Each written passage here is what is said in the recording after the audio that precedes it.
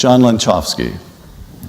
A native of California, John Lenczowski served from 1981 to 1983 in the State Department Bureau of European Affairs and as Special Assistant to the Undersecretary of State for Political Affairs. From 1983 to 1987, he served as Director of European and Soviet Affairs on the staff of the National Security Council.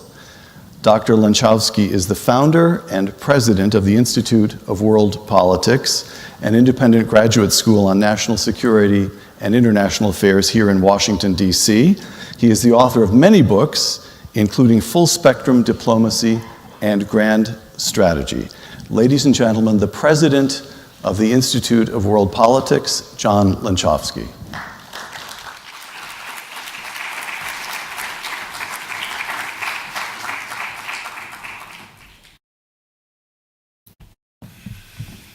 Thank you, Peter. Good morning, ladies and gentlemen. It's really an absolute pleasure to be a part of this wonderful conference, and I'm honored to be here.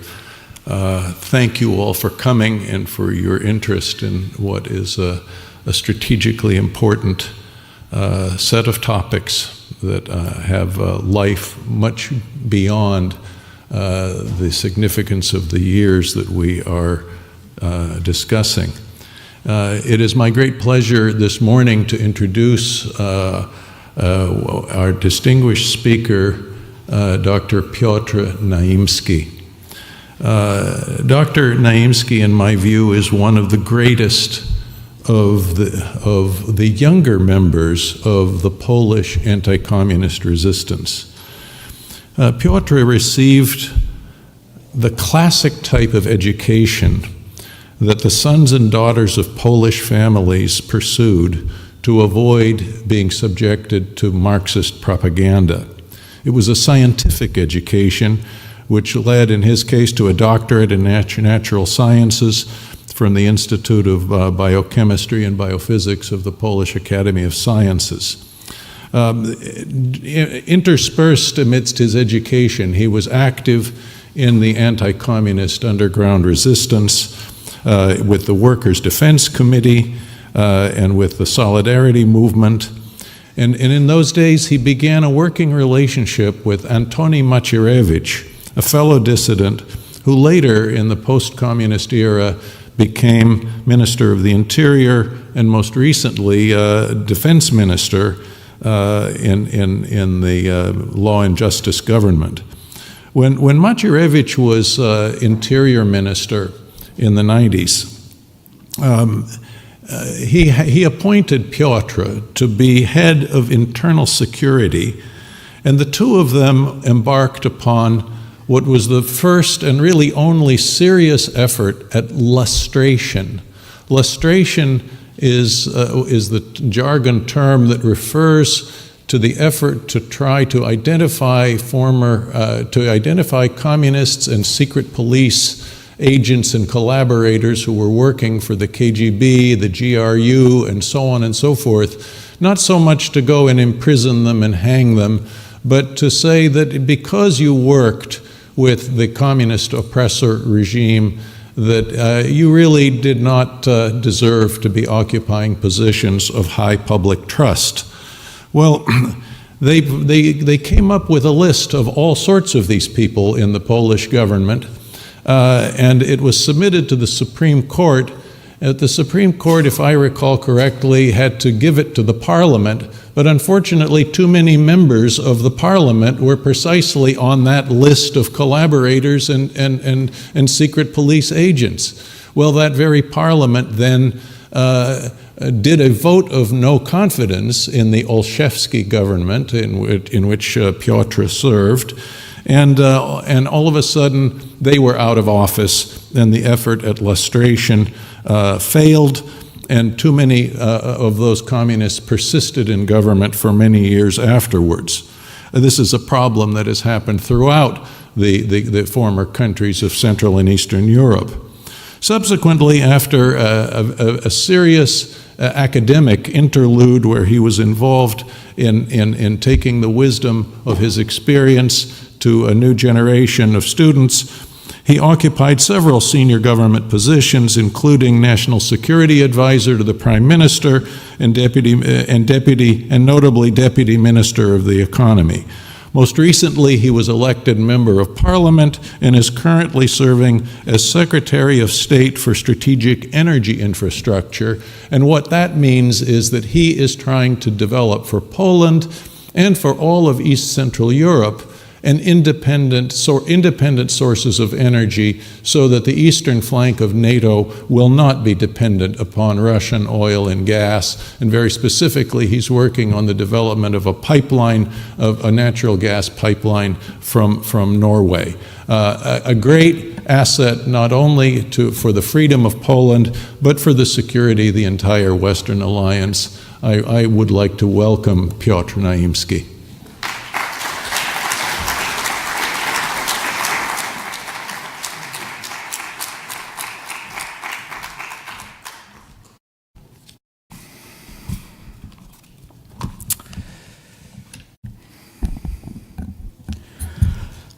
Good morning.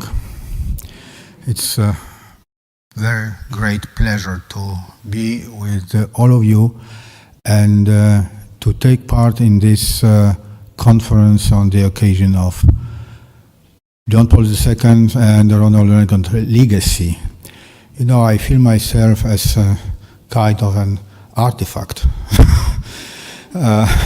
What I would like to say to you will be kind of a probably eyewitness report. Let me start with a quotation. It will be a long quotation from the editorial published in Warsaw Underground Press, written by us, the editors at that time, May 79, a few days before first visit of Polish Pope to Poland.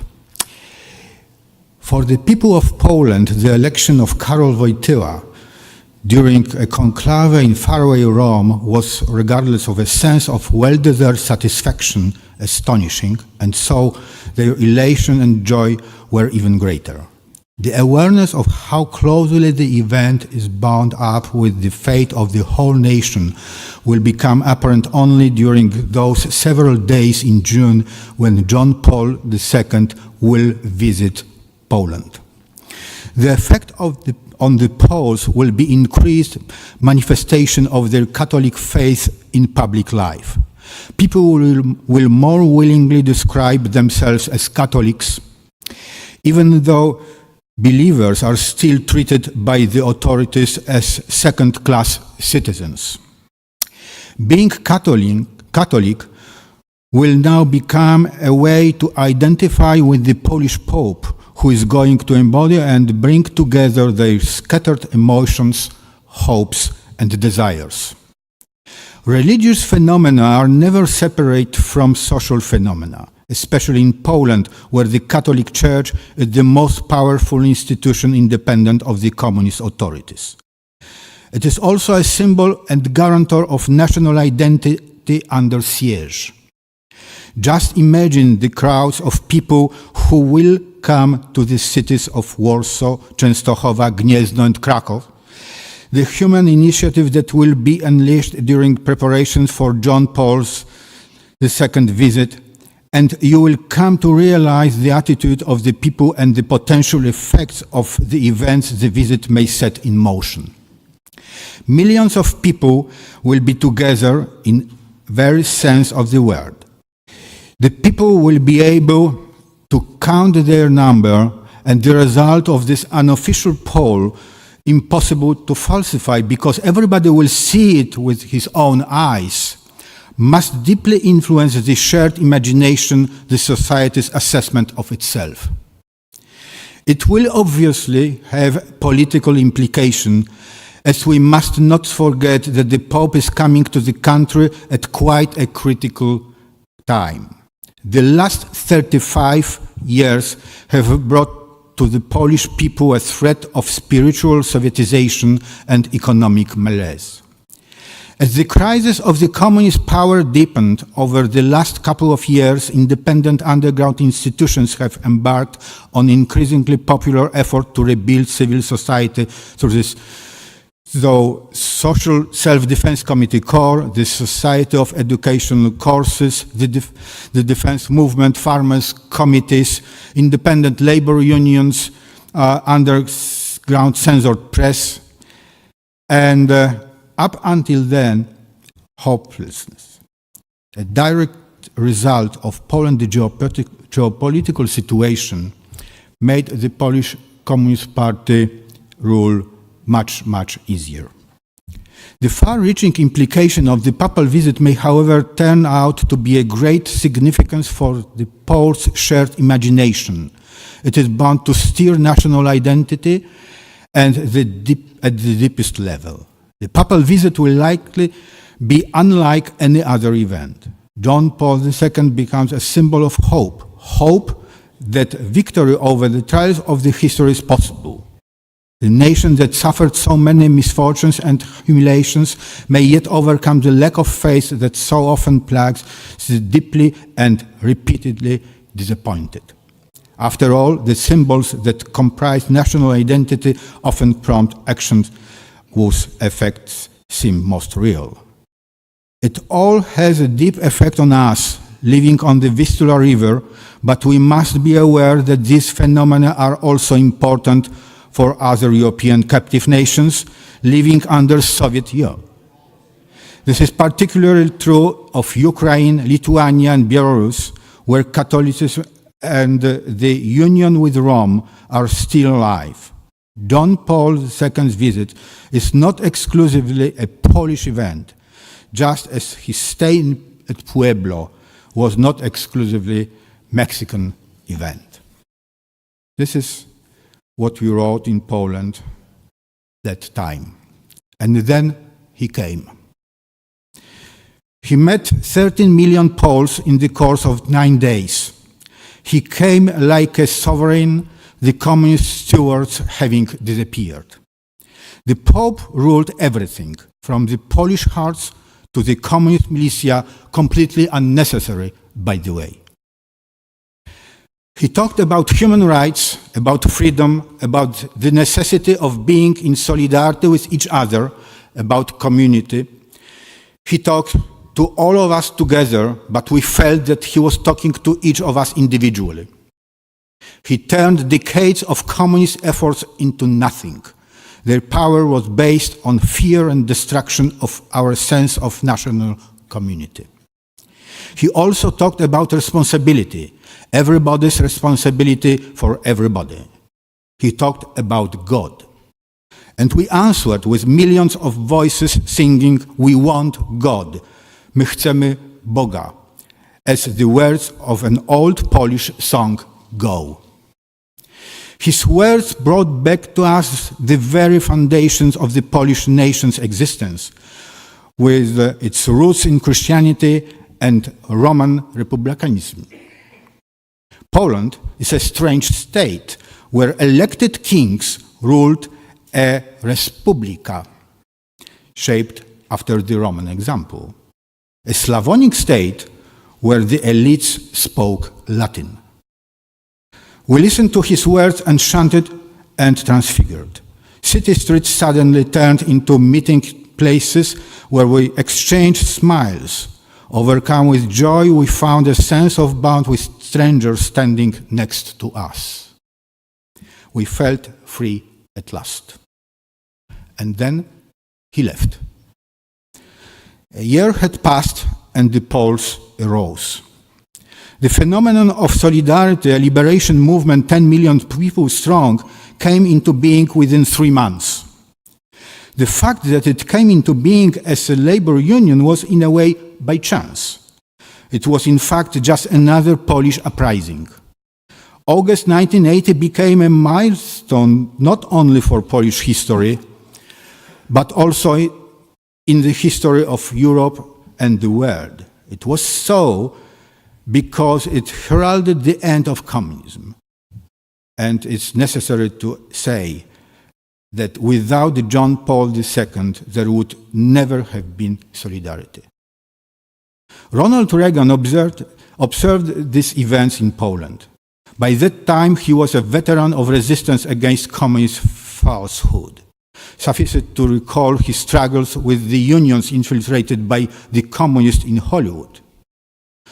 Thanks to John O'Sullivan's account, we know, because John's book has been translated into Polish, we know about his emotional reaction to the TV report from John Paul's second visit to Poland. He was so deeply moved. It was mentioned already today. I think that it must have been that he found a great ally in Karol Wojtyła, the Polish Pope. The reason why I believe that is as follows. Once again, I know it from John O'Sullivan's book. When asked by Richard Allen in 1977 about his Cold War strategy, Ronald Reagan said, "My terror of the Cold War is that we win and they lose." To win, Reagan needed an ally when he was setting off his crusade. And then shots were fired. Hinckley was insane, but Ali Akbar was Moscow's pawn. The President and the Pope suffered alike, and they shared the conviction that God, our Lord, wanted them to complete their mission in this world. The existence of being a target of an assassination attempt at almost the same time must have brought them together. Ronald Reagan was called a crusader, and he was one. What that meant for him was that he made his decisions based on his faith in God and acted on the conviction that the evil empire exists. This conviction likely became basis of the President's alliance with the Pope, who by restoring hope and sense of dignity deprived this empire, evil empire, of its subjects. They met. John Paul's message to the nations of the world was the roots of freedom. Was that the roots of freedom are in gospel and in God, and that freedom is everyone's inherent right. Ronald Reagan decided to take care of the freedom of nations in practice. It was not an easy thing to say in the early 80s that his objective was to bring about the collapse of the Soviet Union. What is more, he intended to accomplish it with peaceful means. They were both courageous. They were also visionary and consistent. They were romantic in the Polish sense of mystical romanticism, yet at the same time, they were cautious, aware of dangers, and often pragmatic. They were patient. They were able to wait. And most of all, they kept a sense of humor through all of this. It is important for the leaders not to lose sense of humor. The martial law in Poland, arms race imposed by Reagan on the Soviets, problems with Europeans infiltrated by the communists who protested against cruise and Pershing missiles, Afghanistan, Nicaragua, Grenada, etc. These were lesser and greater fronts of the war declared by Ronald Reagan on communism, a war actively supported in the sphere of ideas and spirit by John Paul II, in accordance with the credo addressed to the cardinals just after his election. He said, we should all strive, by all possible means, to make all forms of injustice still manifest in our times a subject of our shared consideration, and we should search for proper solutions so that all people can lead truly human lives. They won. The enslaved nations of Central Europe reached for independence. Berlin Wall collapsed, and soon after so did communism in Russia. Between 1989 and 1991 could believe that the world of freedom triumphed over the evil empire, also in the metaphysical sense. It almost seemed that Bulgakov's behemoth would never again wreak havoc around Moscow. Wrong. A quarter of century has passed since the seemingly final victory of Western civilization over the Eastern satrap, and we have a problem again. Minus after the victory, the idea of the West with the capital W, was being pushed out of the public discourse. Francis Fukuyama announced the end of history. But look, the old is back, dressed up in new clothes. Decadence and lack of ideas permeate the West. Real dreams are overwhelmed by media mush. John Paul II and Ronald Reagan entered the historical stage at the time of crisis. It seems then, in the 70s, that communism was winning on all fronts. The Soviet Union was triumphant. Terrorism supported by Moscow threatened Western democracies. And yet, they managed to overcome all this. Unfortunately, their success lulled their successors. The West is in crisis, and it is a crisis originated at its roots by negation of the fundamental values that formed our civilization and gave it strength. The problem was revealed during the discussion on the preamble to the proposed so-called European Constitution. A significant group of European politicians decided to expand from it the reference to the Christian roots of our identity. The transatlantic ties are cracking. Europe is unable to make decisions. The situation obviously resembles the last decades of the Roman Empire. Are we facing the same fate?